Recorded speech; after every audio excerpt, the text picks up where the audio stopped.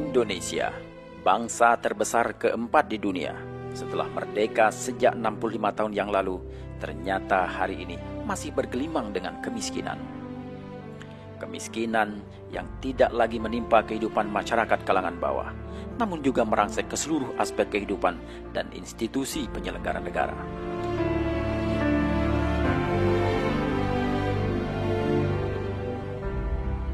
Di negeri kita, pengangguran meluas ke berbagai lapisan, bahkan menimpa mereka yang telah berpendidikan tinggi. Banyak anak-anak bangsa yang terpaksa mencari pekerjaan ke luar negeri karena sulitnya mencari penghidupan di negeri sendiri. Di sisi lain, perlindungan terhadap anak bangsa tidak bisa diharapkan oleh anak bangsa yang membutuhkannya. Jaminan sosial untuk warga miskin dan manula tidak mampu diberikan oleh negara.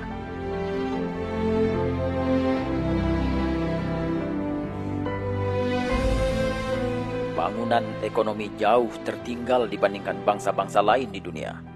Bangsa Indonesia setiap hari disibukkan oleh peristiwa-peristiwa korupsi yang memilukan, sementara hukum hanya bisa diterapkan secara efektif jika menimpa kalangan masyarakat terbawah. Keburukan perilaku meluas dan menghiasi keseharian bangsa kita.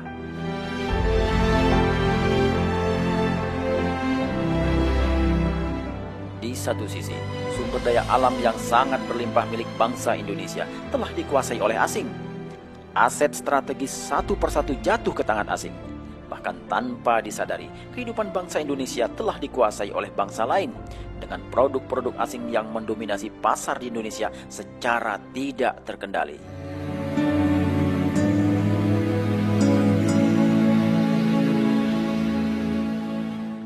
Bangsa Indonesia hari ini hidup di dalam kemiskinan, saling salah menyalahkan, sementara terus rela mengorbankan nasibnya untuk memperkaya bangsa lain.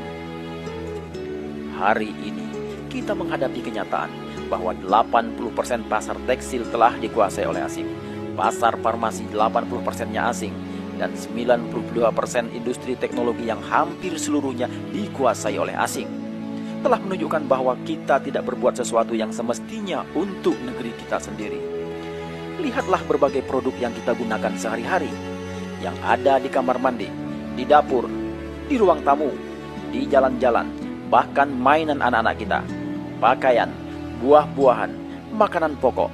Tanpa kita sadari, ternyata semuanya telah didominasi oleh produk-produk asing.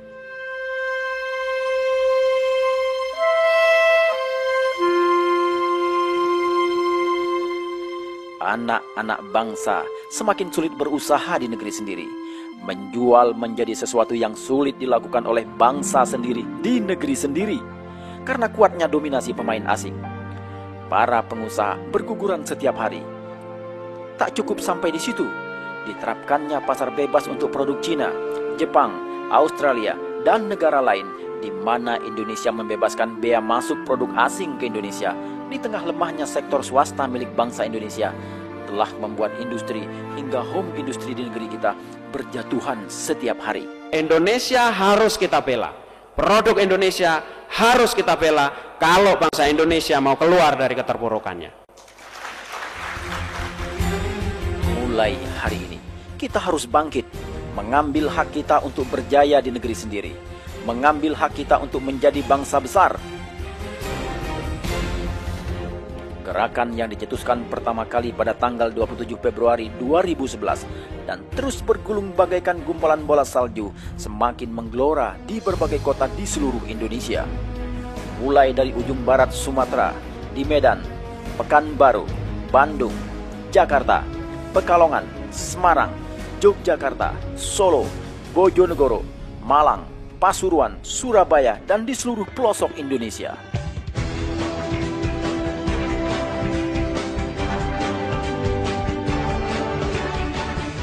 Beli Indonesia bukan gagasan segelintir orang, bukan pula gagasan sebuah kelompok masyarakat.